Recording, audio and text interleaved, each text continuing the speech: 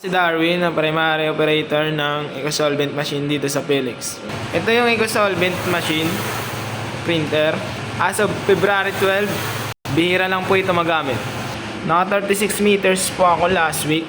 Nagpahinga po ito nung 1 tsaka 8. Sa consumable naman po, nag-consume po ako ng tigda 2 ink. Kasama na po dyan yung Saruman na supply tsaka 2 soft speaker.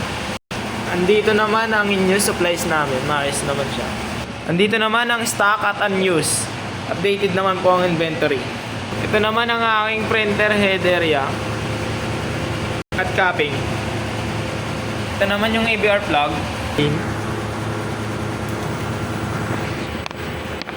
Dapat umaangat po siya. Then dapat nagbabibrate itong dalawang to.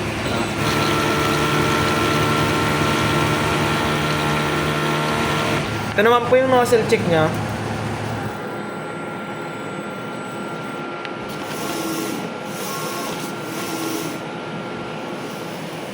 Yan po, goods na goods po. Andito naman po yung ink tank area niya po.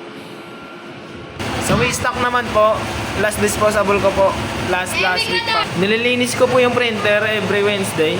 Ito naman po yung ABR niya, ang status po nito ay good condition. Sa PC naman, sa local C is tama lang. May update naman sa antivirus, USB blocker para iwas sa virus. Yun lang po, thank you.